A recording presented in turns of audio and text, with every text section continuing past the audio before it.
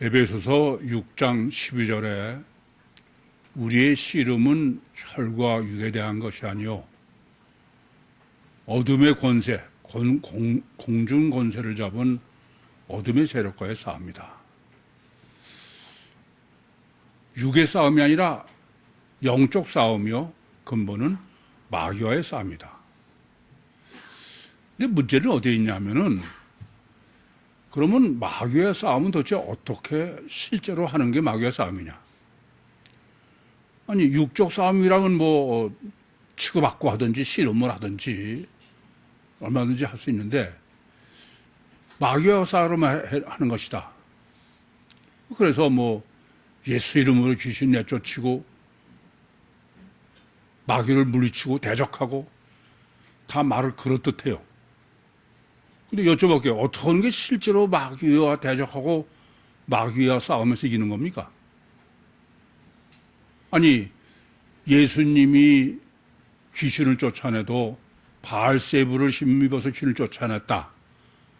그렇게 보는 게 인간인데 아니 그냥 예수 이름으로 귀신 쫓았다 그러면은 실제로 귀신 내쫓은 겁니까? 이건 심각한 문제예요. 그럴듯하고 다 맞는 것 같은데 틀린 말이 아니에요. 근데 실제로 생각하면 아득한 얘기다 이거예요. 이 참 성경 신앙의 심각한 문제입니다. 미사 요구를 늘어놓고 장황하게 설명을 하고 그러면 실제 같은데 근데 실제로 생각해보면 도대체 어떻게 하는 건지 그걸 우리는 이렇게 잘 모르는 거를 거창한 표현을 쓰고 용어를 동원해서 설명하면 마치 그게 자기가 이루어진 것처럼 여기 참 심각한 문제가 있는 거예요. 그래서 하나님께서는 사람을 창조하시고서 창세기 2장 7절에 여호와 하나님이 진흙으로 사람을 지으시고 생명을 코에 불어넣으시니 산 사람이 된지라. 그래서 제일 먼저 에덴 동산으로 인도하셔서 생명나무와 선악을 알게 하는 나무.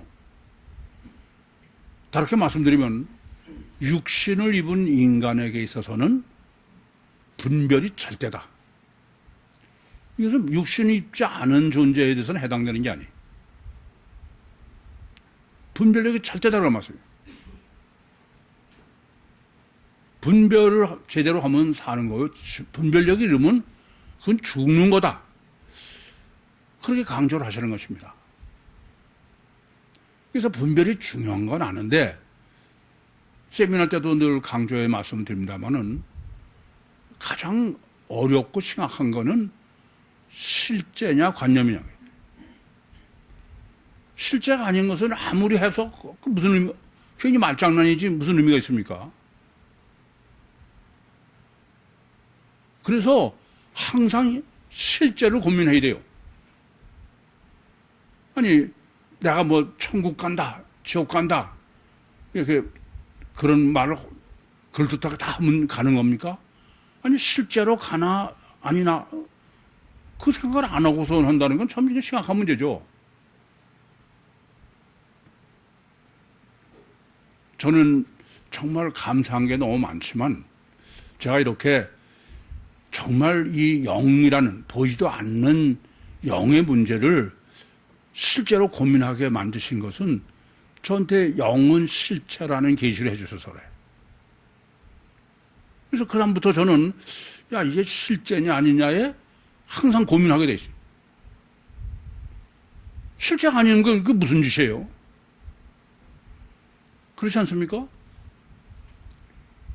실제에 있어서 마귀와의 전쟁은 말만 그러면 실제로는 마귀한테 말려먹으며 죽어가면서도 자기는 이겼다고 착각하는 거야. 에베소 6장 12절은 그야말로 마귀와의 전쟁이다 그럽니다. 마귀의 전쟁은 뭐가 마귀의 전쟁이냐? 실제냐 관념이냐. 이 점을 명심하셔야 돼.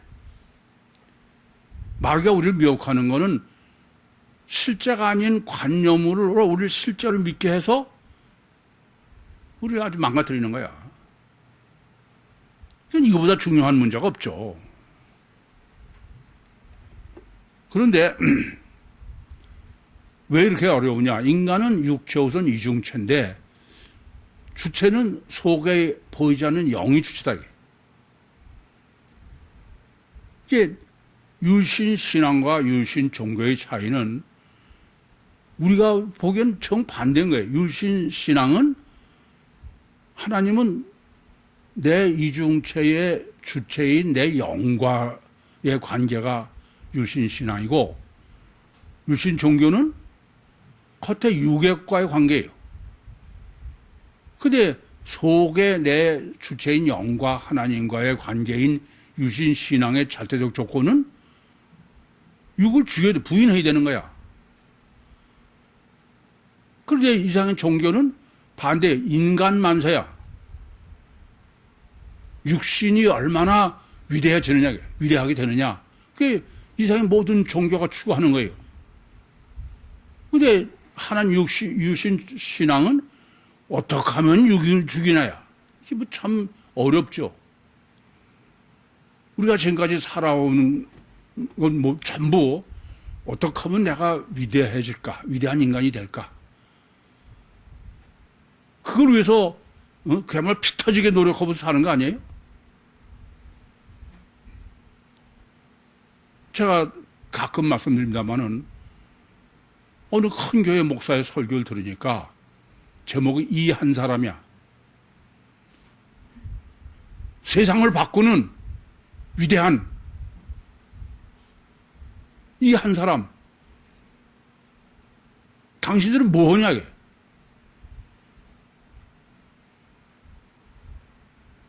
이게 심각한 문제예요. 이렇게 우리는 위대한 사람이 되는 것이 우리의 목숨을 건 소원인데, 하나님은 거꾸로 죽으라는 거예요. 위대한 사람이 되면 안 된다 이거예요.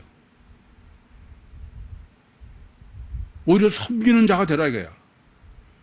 그러니 우리의 소망과 소원과는 전부 역행하는 거야.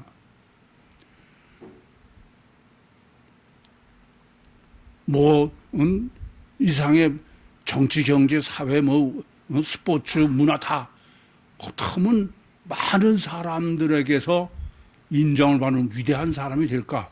그게 평생 거기다가 그냥 코 터지게 대비고 사는 거야. 근데 하나님은 그 정반대예요. 여러분도 마찬가지야. 구육교회 나오셔서 저는 그냥 설교할 적마다 육체를 죽여야 됩니다. 그러지만 그건 들을 때뿐이고, 실제로는 어떻게 하면 위대해질까? 모순과 갈등이 참 심각한 문제죠. 그런데 이 문제의 근본은 고착오의 문제인 거예요. 우선 여러분이 아셔야 될 거는, 이 세상은 성경을 바로 아시고 사람을 바로 알고 이 세상의 모든 것을 바로 우리가 분별하는 데에는 고착의 신학을 정립하지 않고는 그건 절대 불가능합니다. 왜냐하면 마귀는 오직 고착만 쓰는 거예요. 육체 우선이고 가셔 결과 절대인 인간에게 마귀는 그 육체의 속성을 그대로 쓰는 거예요. 뭐가 고착입니까? 하나님은 나하고 인격적으로 화목한 자녀를 얻기 위해서 육체 우선이요 이중체로 창조하시고 속에는 주체가 하나님하고 화목해야 돼. 그런데 지난번에도 정립해 드린 것처럼 창세기 32장 29절에도 야곱이 이스라엘로 바꾸는 것 자체가 하나님을 억제하는,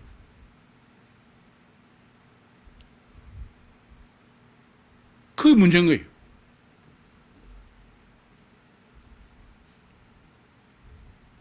우리는 하나님이 우리를 구원하시기 위해서 설계하신 육체우선 이중체, 육체우선은 그건 육체 속에 나는 자유로워야 돼. 인격적 관계라. 근데 마귀는 그 강력한 육체우선의 속성을 이용해서 나를 고착을 시키는 거예요. 고착의 반대가 뭐예요? 자유야.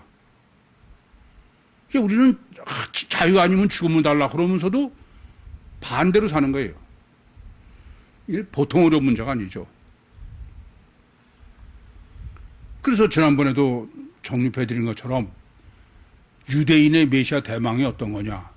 유대인은 뭐 안식일 계명이라고 그러면 율법이고 말씀이죠. 하나님의 말씀이라면 무서울 정도로 철저하게 지키는 사람들이야. 그게 실제인 줄 알았더니 그건 관념이고 실제는 육체우선 가식적으로 얼마나 절대냐면은 내 이 불치병만 나을 수 있다고 그런다면은 뭐 예수가 바알세불이든 불문거축하고 병만 낫길 바라는 거예요. 그게 육체우선 이중체의 무서운 실제야. 그게 근본이 뭐냐? 고착인 거예요. 그런데 문제는 고착은 단일체에 해당되는 얘기 아니에요. 육체우선 이중체에 해당되는 거예요. 육의 속성과 마귀의 속성이 결합된 거니까. 그런데 이 지구상에는 이중체로 정립은 아무도 하는 사람이 없어요. 그러니까 고착이라는 단어가 있을 뿐이지 고착이라는 게 대한 신학도 과학이 전혀 없는 게 세상이야. 조금 전에도 말씀드렸지만 이 세상의 모든 문제의 근본은 고착이에요. 그러니까 세상을 고착 모르고선 이해하는 건 전혀 불가능해요. 성경도 고착 모르고 는 전혀 불가능합니다. 사람도 마찬가지예요. 다 고착 아니면. 그런데 이 세상엔 고착의 신학이 없기 때문에 고착이라는 단어는 있지만 전혀 세상도 이해를 못하고 성경도 모르고 사람도 모르는 거예요. 저도 그 고착 신학을 정립하면서 제일 고민이 된 게 조금 전에도 말씀드린 것처럼 영은 실체라는 계시를 저한테 주셨기 때문에 그때부터 실제를 고민한 거예요. 그런데 야, 이 고착을 이론적으로나 이런 거는 충분히 이해가 돼. 그런데 이게 실제가 저도 육체우선 가시적결과 절대니까 실제를 확인하지 못하니까 이게 확신도 없는 거예요. 제 생각에는 저를 하나님께서 3년 동안 감옥살이를 시키신 거는 가장 중요한 게 고착 퇴행을 확인하죠. 실제로 저는 3년 동안 많은 사람에게 실제로 임상시험적으로 확인해 봤어요. 그래서 제가 가끔 드리는 말씀이지만 그 살인수 이런 고착의 퇴행을 제가 워낙 많이 데이터를 정립했다고 그랬죠. 그렇게 했기 때문에 여러분하고 저건 가치관이 틀리다고 그랬어요. 인간관이 틀려요. 그래서 제가 영성 세미나를 정립할 때도 맨 마지막 결론으로 한 게 고착으로 정립하는 거야. 다시 한번 강조해 말씀드리지만 여러분이 고착을 정확하게 정립하고 그게 실제가 안 되면은 그건 전부 말짱할 거예요. 전부 헛겁니다. 아무리 무슨 말로 뭐 영적이다 그건 다 거짓말이야. 원문을 본문이 중요한 건 본문은 이미 앞에서 정립해 드린 것처럼 18절로서 산상복음의 신학을 정립해 주시고 그래서 혁명적 전환을 강조하느라고 19절을 한 절로 독립달라고 하셨다 그랬어요. 그래서 지금 본문은 이제 예수님께서 실제로 산상복음의 신학을 다 정립한 후에 공생의 사역을 실제로 하시는 거예요. 그게 첫 번째야. 첫 단추예요. 근데 그 본문은 지금 목적이 뭐냐면 고착 신학을 정립해 주고요. 여러분이 본문을 보시고서 이 본문이 고착 신학을 정립해 준 것이다 라고 보이지 않는 분, 그분은 여전히 고착 신학이 전혀 정립되어 있지 않은 사람이야. 본문을 보고 야, 주님이 정말 기가 막히게 고착 신학을 정립해 주셨구나, 그렇게 볼 수 있어야 돼. 그러니까 제가 그렇게 고착 강조하고 성경 강조해도 말짱한 거예요. 오늘 본문을 통해서 정확하게 고착 신학을 정립할 수 있길 바랍니다. 우선 그 19절의 시작 자체가 카이로 시작됩니다. 카이로 시작되는 것의 중요성은 이미 앞에서 강조해 말씀드렸어요. 그럼 본문은 왜 카이로 시작되느냐? 18절 다음에, 그것은 본문 해석의 조건은 산상복음을 전제로다. 그건 설명 안 드리겠어요. 아시겠죠? 18절에 어떤 의미로 독립달락으로 했는지를 정립해 드렸으니까. 그럼 산상복음을 전제로 해석한다는 말은, 산상복음은 성육신하신 신인 메시아가 육신의 인간을 구원하시는 것은 육신의 구원이 아니라 육신 사후의 천국권이다. 왜 그러냐? 인간은, 두 번째는 육체 우선 이중체지 단일체가 아니다. 세 번째는 그래서 원죄 구원이지 자범죄 구원이 아니다. 이 신학을 전제로 해요. 항상 이건 지금 본문뿐이 아니에요. 여러분이 지금 조금 전에도 말씀드렸지만 예수님께서 공생의 사역을 하시는 첫 단추로 산상복음을 전제했다. 그 말은 앞으로도 복음서 해석의 절대의 조건은 산상복음을 전제하는, 그렇잖아요. 뭐하러 산상복음을 샌드위치로 넣으시겠어요? 그래 안 그래요? 그런 전제로 하셔야 됩니다. 그게 외다리 헬라어 복음서요? 우리가 구유복음이요? 지난주처럼 K복음이다. 첫 단차가 지금 카입이다. 두 번째가 한서기관이에요. 한서기관. 그냥 서기관이하고 한서기관입니다. 이거는 그냥 뭐 부정관사, 언어, 영어로 그런 게 아니야. 하나를 엄청 강조. 왜 한서기관을 이렇게 강조할까? 그러면서 이 서기관이 예수님을 신인 메시아라고 보지 않고 뭐라고요? 선생님이래요. 우선 한서기관이라는 건, 이 서기관은 무슨 어떤 사람이에요? 성경신학, 성경에다가 모든 걸 건 사람, 율법, 구약성경 이런 사람이죠. 근데 이렇게 성경을 목숨을 걸고 연구하고 그러는 사람이 주님을 지금 선생님이라고 그런 거야. 왜 그러냐 이게. 왜 주님을 메시아로 못 보냐 이게. 다르게 말씀드리면, 아니 회당에서 귀신 내쫓고 가르치심이 세교인이고 그런데, 이것은 이 서기관은 성경을 연구하는 사람이니까, 그러면 성경에서 계시한 성육신하신 메시아로 예수님을 봐야 마땅한 거죠. 그래 안 그래요? 그런데 왜 선생이라고 그러느냐? 우선 아셔야 될 거는 성경에서 예수님 성육신하신 신인 메시아를 계시한 거는 한 군데가 아니에요.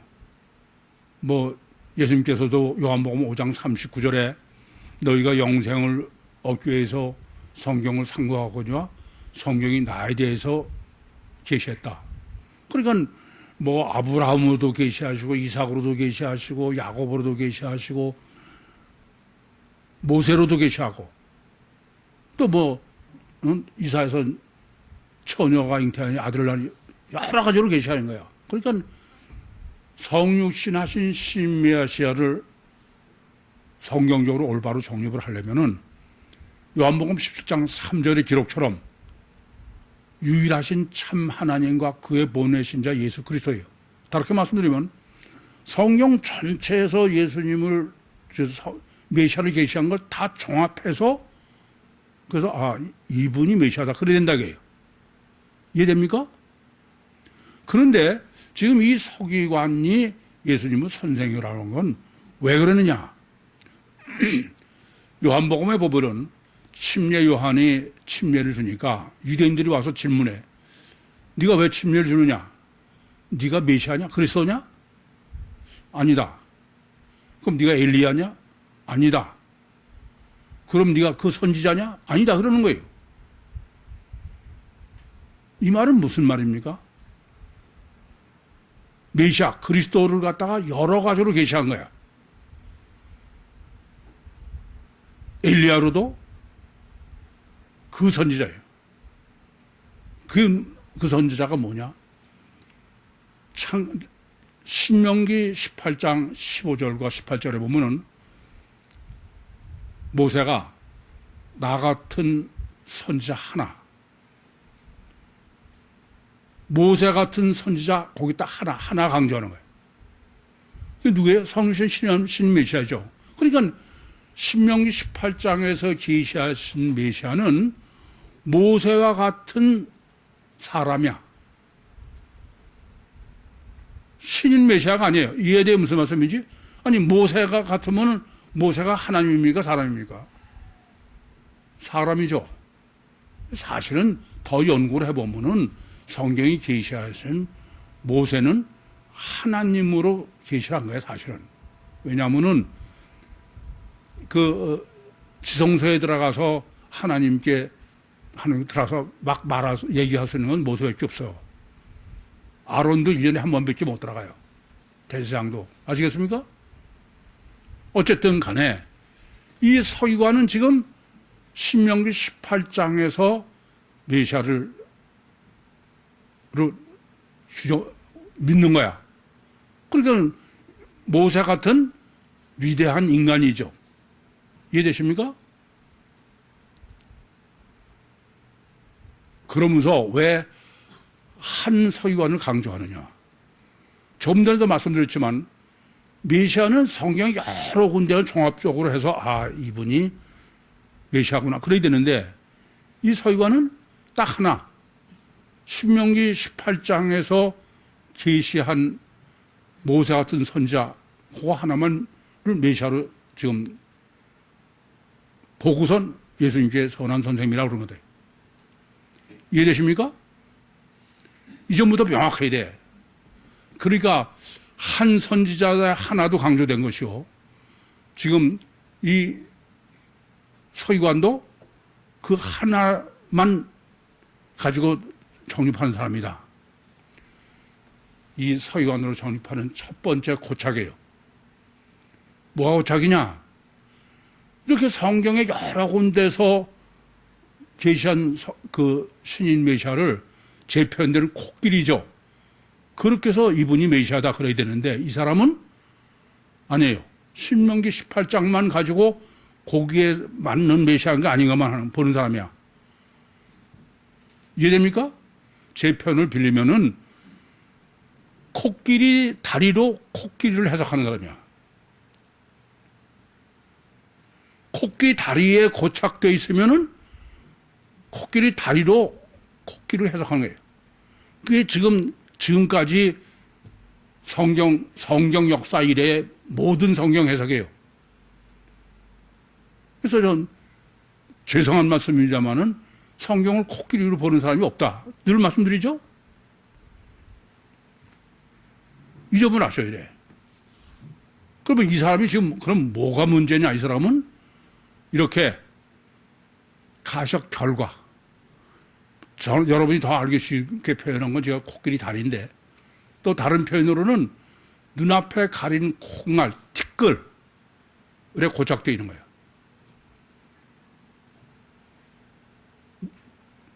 눈앞에 가린 콩알에 고착되어 있으면 안 보이는 거예요, 태산이. 이해됩니까? 여러분 고착의 제일 첫 번째가 뭐냐? 지금 앞에 있는 티끌에 다 잡혀 있는 거야. 그러니까 전체가 안 보이는 거예요. 여러분 왜 잔소리를 해요? 다 잔소리하는 사람 다른 거 아니야. 전부 티끌이 다야. 현미경으로 보는 사람들이야. 만원경으로 다 보는 사람이 못 되고 태산을 못 보는 사람이다 이겁니다. 고착이 제일 문제야 이게. 이게 제가 보면요. 아니 도대체 왜 전혀 아무 관심 가질 것도 없는데 뭐 그냥 별의별 게 다 관심을. 그러니 전체가 보일 수가 없죠. 성경 해석도 무슨 단어나 이런 거는 그 알아서 뭐해. 가장 근본 문제가 뭐라고요? 고착이야. 뿐만 아니라 지금 주님한테 선생님이요. 어디로 가든지 저는 쫓겠다는 거야. 보통 열심히 아니에요. 그래 안 그래요? 마치 계시록 14장 4절에 어린 양이 어디로 인도하든지 저를 쫓는 자다. 그런 것 같지만 주님을 뭘로 보고? 위대한 인간으로 보고 그리고 어디 가든지 쫓겠다는 거야. 그 무슨 말이냐면은 기독교 피복음이에요. 뭐가 피복음이에요? 예수님은 위대한 인간이라는 거야 사실은. 그래서 예수님이 이 땅에서 어떻게 뭐라고 살았느냐, 새벽기도 했느냐, 무슨 구제했느냐, 그걸 그대로 우리가 닮아간다 이거야. 그게 제자 훈련 아니에요? 여러분 생각해봐. 진짜 예수님을 하나님으로 보면은 아니 하나님을 내가 무슨 모방해서 어떻게, 그건 말도 안 되는 소리지. 하나님이라는 말은 쓰지만 그건 전부 사기치는 거야. 실제로는 뭐로 보는 거예요? 한 선지자로 보는 거야.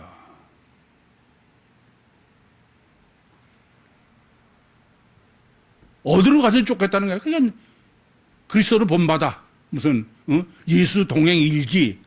당신이 예수라면 그건 처음부터 출발 자체가 미친 소리야 다. 예수를 하나님을 보는 게 아니다 그겁니다. 그러니까 지금 본문은 이 서기관을 통해서 유대교의 문제와 동시에 기독교를 지적하는 거예요. 그럼 이래요. 그리스도를 본받고 예수 동행하고 그런다는 얘기는 내 의지적 결단과 노력으로 예수님의 삶을 닮아가는 제자 훈련하는 거예요. 우린 제자 훈련만 하면 다 건전한 기독교 같습니까? 천만에게입니다. 예수님이 이미 마태복음 5장 33절에서 37절에 정립해 주신 것처럼 내 육신으로 위대한 삶을 살려고 그러면은 그건 뭐가 돼요? 포넬로스야. 고착의 명수가 되는 거예요. 고착의.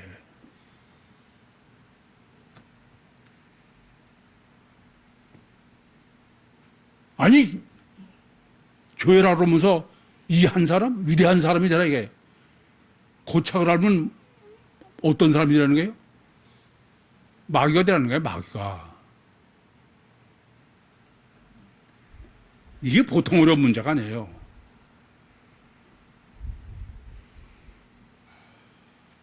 그래서 이 서기관으로는 아주 근본적인 두 가지 고착을 지금 정립해 놓은 거예요.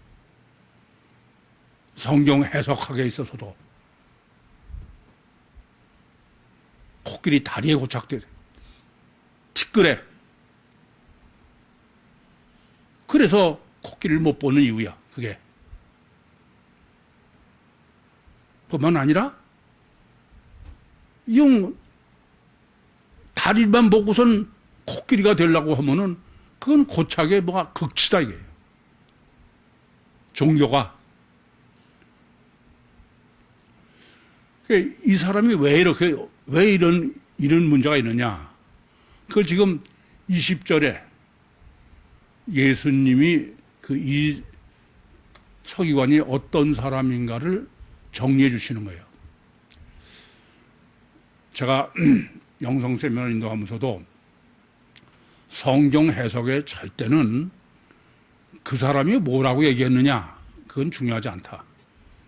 예수님이 어떻게 평가하시느냐, 그게 중요하다 그랬어요. 그래서 마가복음 10장 17절에서 22절에도 소경 부자 청년이 예수님께 와가지고 선한 선생님이여 내가 무엇을 하여야 영생을 얻으리까? 그때 예수님께서 네가 어찌하여 나를 선하다고 하느냐? 하나님 한 분 외에는 선한 이가 없다. 그렇게 말씀하셨다고 그랬어요. 아니 이 부자 청년이 예수님을 어떤 분으로 보고 선한 선생님이여라고 그랬는지는 우리는 전혀 알 수가 없어요. 근데 예수님의 평가는 알 수 있죠. 네가 어찌하여 나를 선하다고 그러냐? 하나님 한 분 외에는 선한 이가 없다. 그 말은 너는 나를 하나님 사람으로 보면서 어떻게 선하다고 그러냐? 선한 건 하나님밖에 없는데.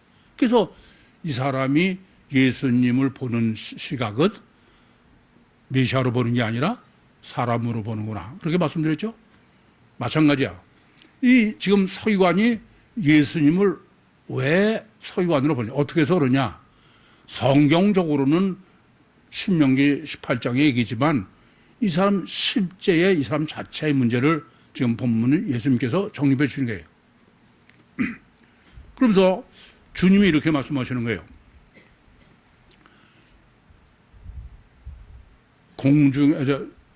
여우도 굴이 있고 공중에 나는 새도 거처가 있을 때 인자는 머리 둘 것이 없다. 이게 바로 이 사람이 어떤 사람인 거예요. 왜 그러냐면은 사람은 외모를 봐요.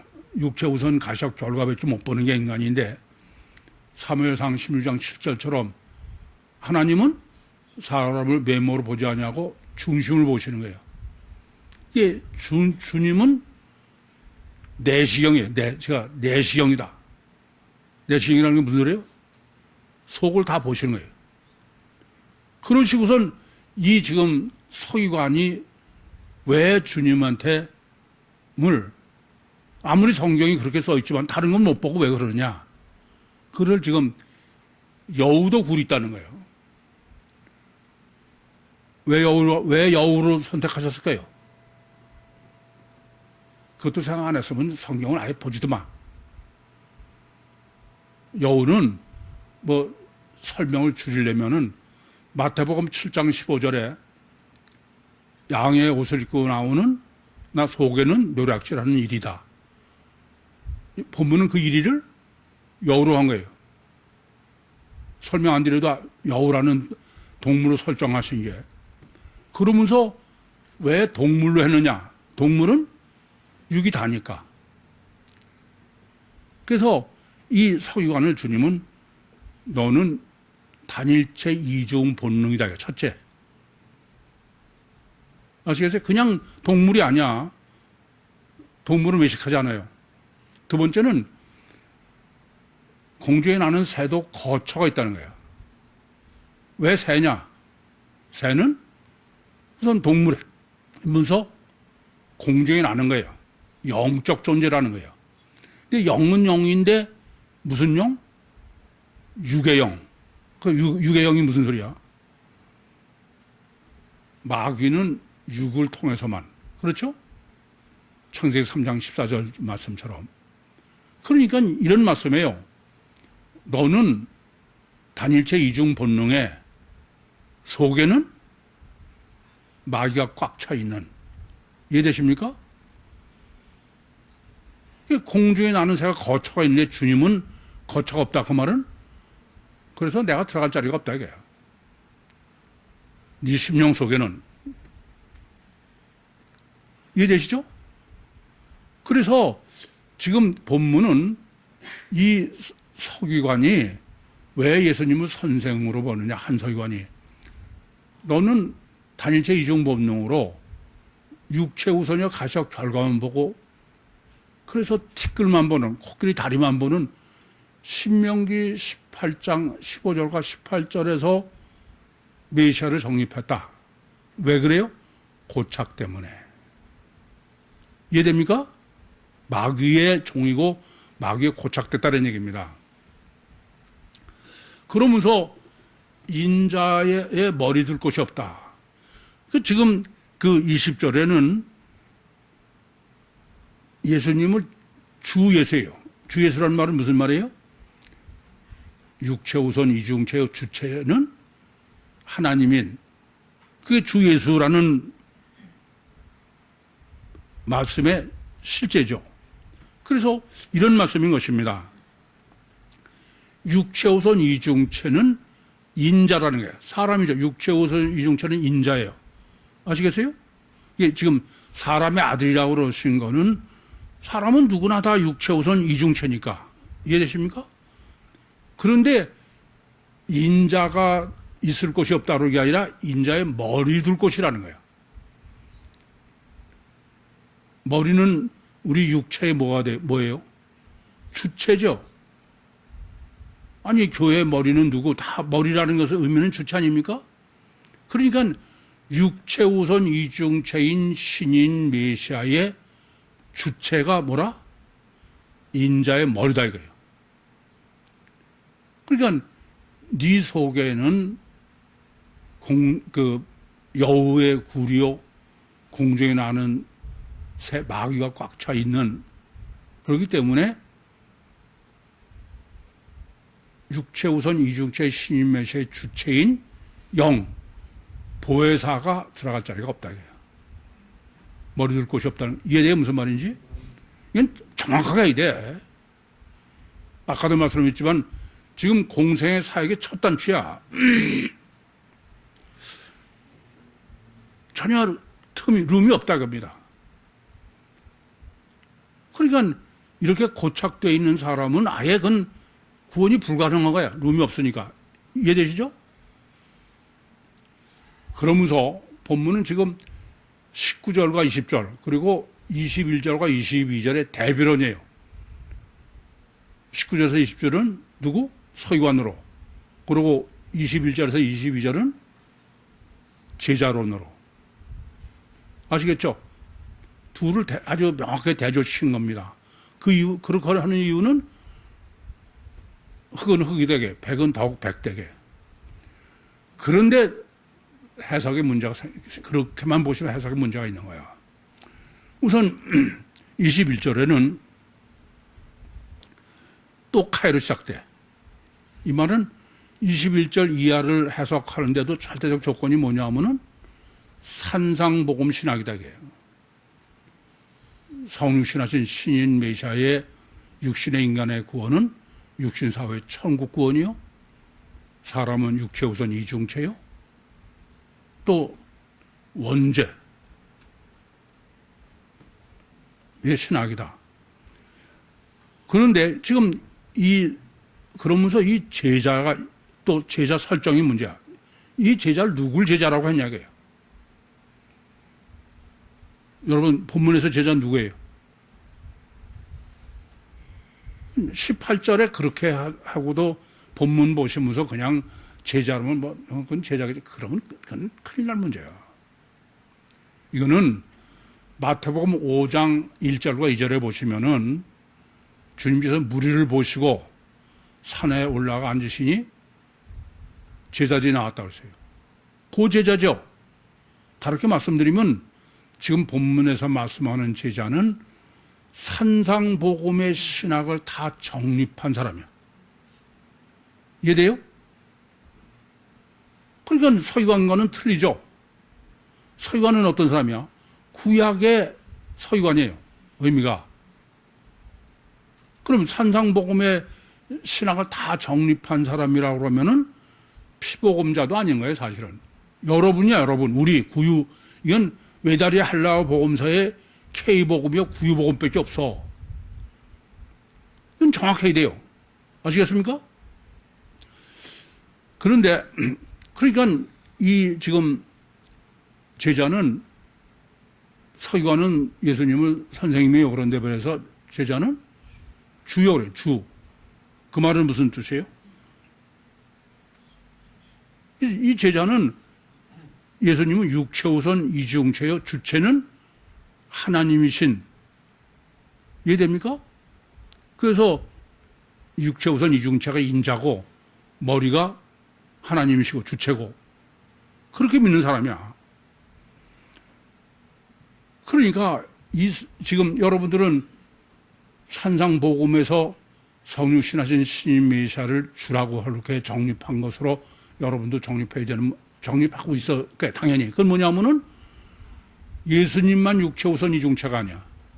주체가 영. 사람도 다 육체 우선 이중체고, 사람만이 아니죠. 동물, 식물이 다 다르게 말씀드리면 하나님은 인간이 육체 우선 이중체를 완전한 자연 과학으로 창조하셨다. 그건 이미 다 정립해 드렸죠. 여러분이 그대로 다 정립해 가지고 있는 그대로를 말씀하시는 겁니다. 그런데 문제가 되는 거는 이 지금 이런 제자가 자기 부친을 장사하겠대. 여러분 여쭤볼게. 부친을 장사한다는 말이 됩니까?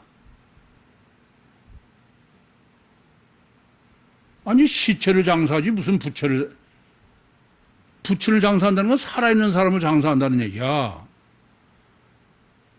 이해돼요? 무슨 말인지? 이 말이 안 되는 거예요. 근데 지금 부친을 장사한대. 근데 놀라운 거는 우리도 다 마찬가지야. 여러분도 다 아버지 장례 치렀다고 그러지. 안 그래요? 우리 아버지 시체 장사, 그런 사람 못 봤어. 아니, 요한복음 19장에도 예수님 장사를 지낼 때 우리 번역에는 무슨 예수님이 시체 어쩌고 되어 있지만 원문은 그렇지 않아요.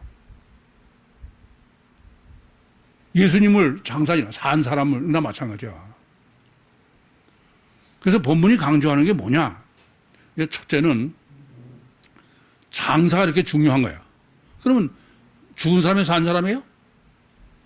죽은 사람이야. 근데 죽은 사람을 산 사람으로 생각하는 거야. 그럼 왜 죽은 사람을 설정했냐? 고착인 거예요. 산 사람은 변화태야. 죽은 사람은 고정태야. 이해됩니까? 그러니까 여러분처럼 다 산상복음을 다 정립하고 육체원서 이중체 다 했어도 실제는 여전히 뭐다? 단일체 이중본능에 고착이 되어 있는 거야. 여러분이 정립했다고 실제가 바뀔 게 아니다 이거예요. 두 번째는 장사를 치르겠대. 지금 아까도 말씀드렸지만 본문을 바로 해석하시려면은 본문이 바로 고착신학이라는 정립이라는 걸 모르시고 해석하면은 본문은 전혀 바로 해석할 수가 없어. 근데 장사를 지낸다는 것은 과거지향적이야, 미래지향이야? 과거지향이야. 그래, 안 그래요? 그래서 누가복음 9장에도 본문 같은 내용이 나와요. 제자가 가서 저 부채를 장사하고 주님을 쫓겼습니다. 했더니 예수님께서 쟁기를 잡고 뒤를 돌아보는 사람은 하늘나라에 합당하지 않다. 쟁기를 보고 뒤를 돌아본다는 말은 무슨 말이에요? 과거지향적이에요. 고착은 고정되어 있는 그 영은 자유야. 반대가. 그렇죠? 고착은 과거지향적이야. 성령은 미래지향적이야. 이해됩니까? 여러분도 여전히 고착되어 있다 이게. 세 번째는 장사를 지내겠대. 이게 예수님을 쫓는 것보다 장사 지내는 게 더 중요해 지금. 그래 안 그래요? 먼저 가서 장사를 지내고 쫓겠다는 얘기는. 근데 인간관계에서 가장 중요하고 최고가 어떤 거예요? 장례야, 장례. 결혼이 아니고, 성경도 장례식엔 가라는 거지. 다르게 말씀드리면, 지금 이 제자는 인간관계 종교가 절대인 사람이야. 본인에서 고착이다 이거예요. 전 본문을 정립하면서 여러분 중에 많은 사람이 생각해보면 너무 확실해. 똑같아. 사실 제가 오늘 내생명 시간에 그냥 여러분을 그냥 직접 하나씩 몇 명을 독하게 하려고 그래서 얘기를 하려고 그러다가 기도해보고선 참자 그러면. 이건 안 되는 거야. 이거 환장했어, 정말. 아무리 얘기해도, 제 앞에서 표정, 은혜 받은 척 한다고 그렇게 되는 얘기 아니야. 그래서 이제 22절은 이 제자를 이제 또 주님의 내시경이야. 이 제자를 주님이 해석하시는 거예요. 근데 주님의 해석이 어떤 해석이냐면, 지금 제자는 제 부친을 장사하고, 그러고서는 주님을 쫓겠습니다. 그랬는데, 예수님은 죽은 자들로 저기 죽은 장사를 하는 거야. 그러니까 지금 이 제자가 잘못 보고 있다는 얘기입니다. 그건 무슨 말이냐면은, 이 제자, 여러분들을 여쭤볼게요. 여러분들은 정말 살아있는 사람을 죽은 사람을 봅니까? 네? 그러니까 이래요. 이 제자는 자기 아버지 시체를 장사 지낼 사람은 산 사람 보는 거야. 그렇죠? 그리고 지금 자기가 아버지라고 그랬지만 시체인 거는 죽은 사람을 보는 거야. 근데 예수님이 죽은 자들로 저희 죽은 자를 장사하라. 그 말씀은 예수님이 보시는 거는 예수님의 현미경, 내시경이에요, 내시경. 그것은 이 제자의 아버지뿐 아니라 그 아버지를 장사 지낼 사람들도 죽은 사람이다, 이게. 죽은 사람. 이게 어려운 거죠. 우리는 다 그렇게 이해하고 알아요. 그러나 실제는 아니야. 안 그래요? 이건 성경 해석으로 아주 심각한 문제인 거야. 그래서 우리 시각과 뭐가 다르냐? 제가 창세기 6장 3절을 해석할 때 여호와 하나님이 왜 그 노아의 홍수로 싹 쓸어버리셨느냐?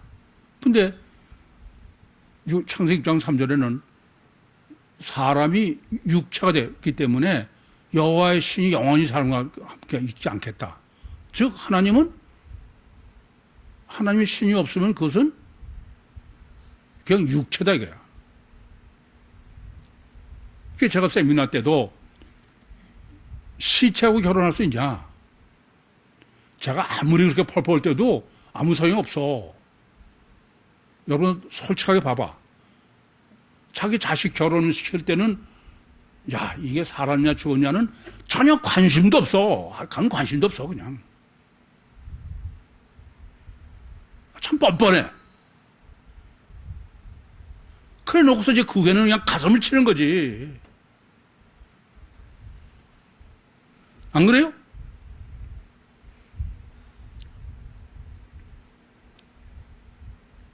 제가 보면 너무 뻔뻔해.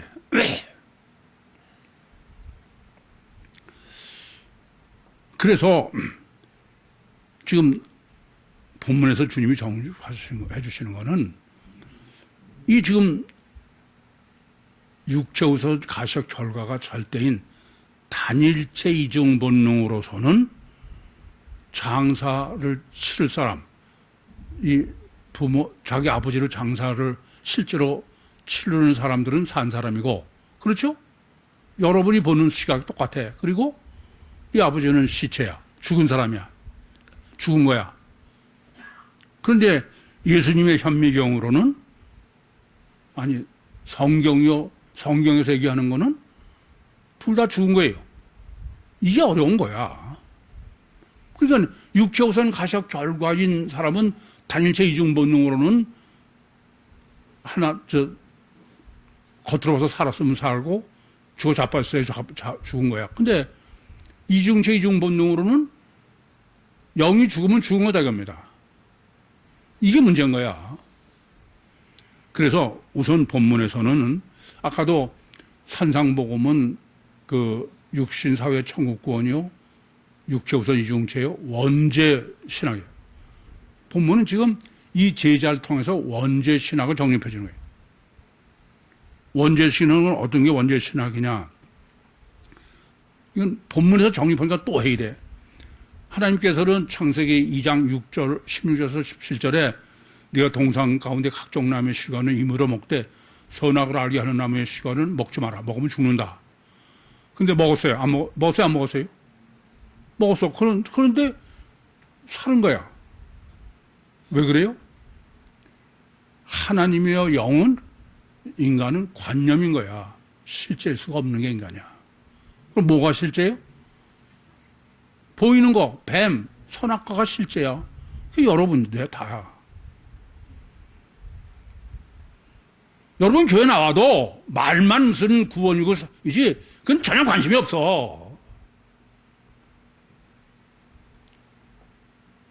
교회만 나오면 되는 거야.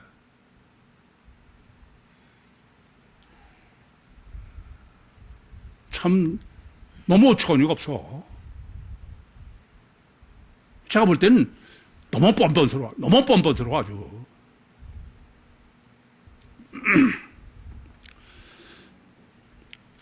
지금 본문이 중요한 거는, 본문은 지금 우리 지금 번역에는 죽은 자들로 저희 죽은 자를 장사하라 이렇게 되어 있지만, 아니 이건 번역이 틀렸습니다. 죽은 자들로 저희 죽은 자들이야. 둘 다 복수예요. 그러니까 지금 이 제자의 아버지는 단수예요. 본문은 지금 단수로 번역한 거죠.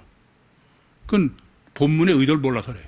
본문은 지금 이 제자를 통해서 원리와 법칙을 정립해 주신 거예요. 무슨 말씀인지 이해되십니까?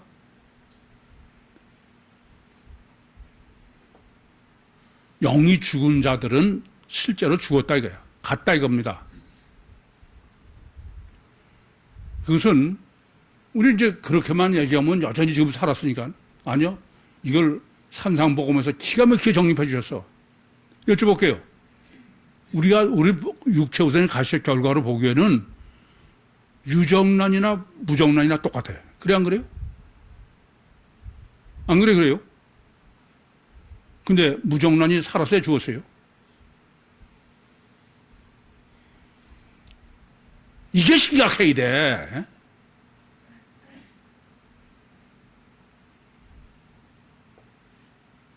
이게 심각하지 않으면은 뭐 아무리 해도 소용없어, 그건.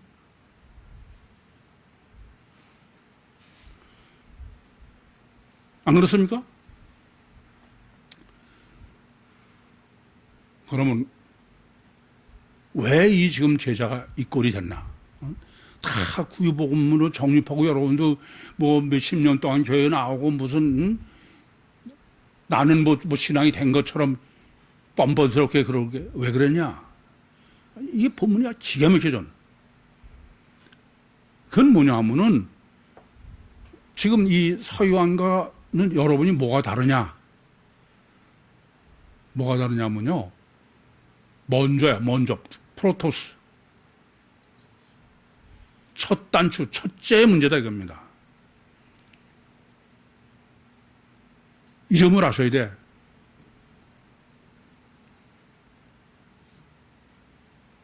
뭐가 첫째냐 이게요. 지금 이 제자로 하나님이 정립해 주시는 거는 첫 번째가 뭐냐? 첫 번째는 아버지 장사고 지내는 거 줌을 쫓는 거는 세컨이야. 넥스트야. 아시겠어요? 여러분 신앙이 뭐가 문제냐? 뭐가 첫째냐 이게 뭐가? 어느 게 첫째냐 이게?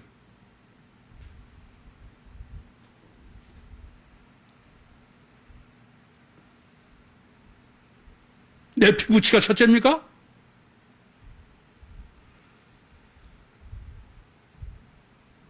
내 건강이 첫째입니까?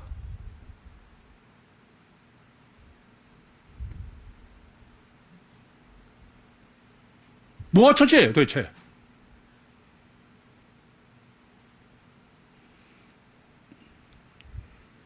저는 여러분이 아시다시피 첫 단추에 대해서 아주 목을 매는 사람이야. 그렇게 아무리 얘기해도 소용없어.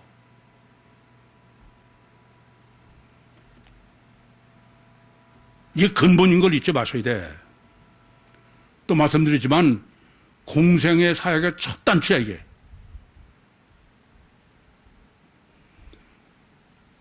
그래서 제가 이 첫 번째 프로토스 그 영성쌤, 쌤이 분별력도 관념과 실제고 뭐 다 그런데 결국은 유일 절대로 분별하지 못하면 분별이 아니다.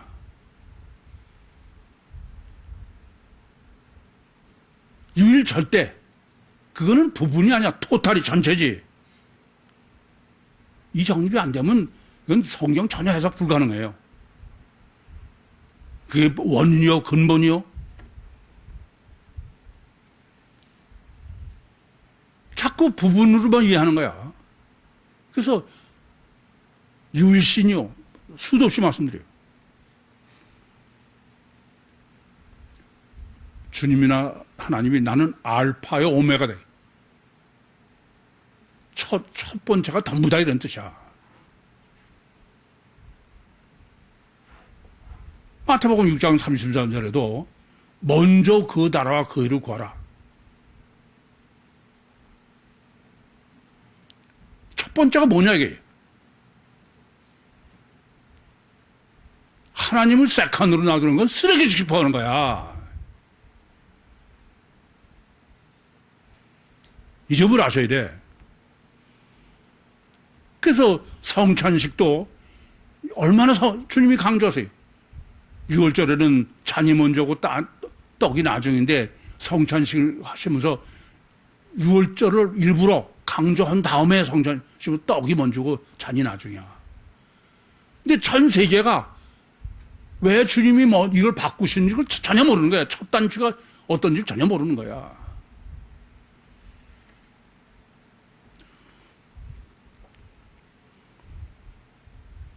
첫 단추와의 전쟁이야.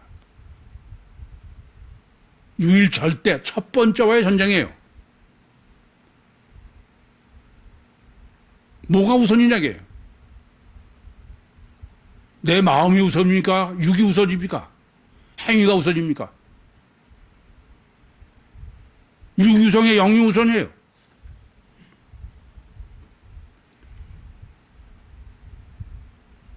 자유와 고착의 전쟁도 똑같은 거야. 어느 게 더 중요하냐 이거야. 절대냐 이게.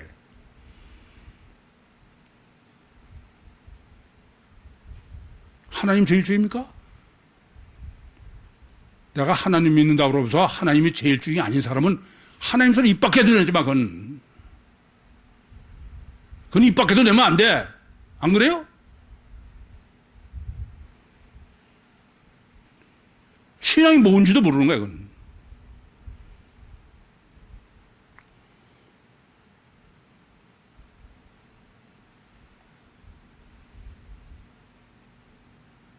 깊이 생각하셔야 돼. 그래서 이 제자가 지금 주님을 쫓지 않겠다는 게 아니야. 먼저 부친을 장사하고 쫓겠다는 거야. 안 된다 이겁니다. 주님은 절대로 두 둘째일 수가 없어. 그래서 주님을 쫓는 조건은 다른 건 다 포기하는 거야. 왜요? 그게 첫 번이고 절대. 그게 절대고 다니까.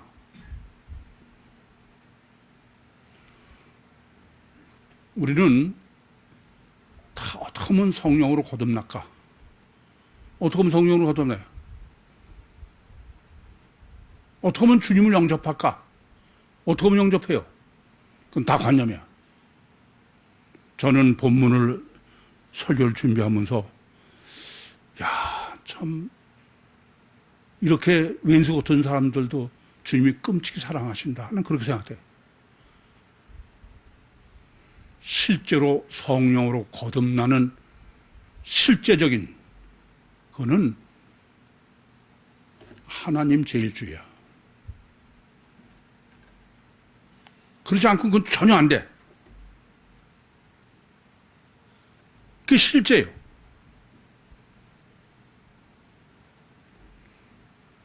오늘부터 우리는 늘 이걸 고민해야 돼. 야, 하나님은 왜 제일주고, 하나님 제일주이고, 하나님 첫째일까? 하나님이 첫째냐, 나한테. 저는 제가 목회자가 될 생각은 전혀 아니었어요. 전 평신도로 교회를 맨 처음에 뭐 여러 번 드릴 말씀이야. 내가 교회를 다니까 그때 지금 생각하면 성령이 역사하신 것 같아. 저는 오랫동안 고민했어. 그러다가 그렇다. 이제부터는 내 삶의 우선순위 첫 번째는 하나님이다. 우선순위 첫 번째를 하나님으로 여기지 않으면서 교회 다니는 건 난 내 자존심이 허락하지 않아. 그런 사기치면서 나는 못 다닐 수가 없어.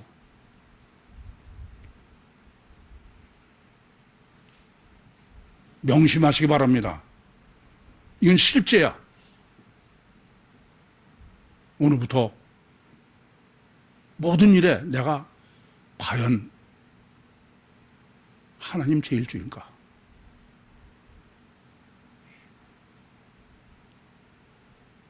임종을 왔던 사람에게 딱 하나. 주님과 약혼한 거다. 그 말은 무슨 소리예요? 이제부터 당신 삶의 제일이여 전부를 그 대가이래. 정말 주님께서는 여러분을 휴거구원으로 복 주시기 위해서 정말 실제적으로 구원받는 길 딱 하나. 하나님이요, 예수님이 내 모든 가치관에, 내 모든 삶에 점점 제 1순위로 굳어져서 성령으로 거듭나시고 그래서 주님이 제1주가 돼야 이 땅에서 전깃줄을 살아요. 전깃줄을 산다는 얘기 무슨 얘기예요? 하나님의 주인이 첫 번째 항상 유신과 세상을 승리하시고 주님의 신부로 천국의 영광을 누리시는 종말 때 선택함을 받으신 복받은 구유 모든 식구들이 되시기를 간절히 소원합니다. 기도하시겠습니다. 살아계신 아버지 하나님, 은혜와 사랑을 감사합니다. 여기까지 사랑하시고 인도하시고 역사하시고 말씀하신 주님, 정말 예수님만 사랑하고 예수님 제일주의로 이 신과 세상을 승리하여 주님이 가장 기뻐하시는 주님의 신부가 되게 해 주시옵소서. 예수님의 이름으로 기도하옵나이다. 아멘.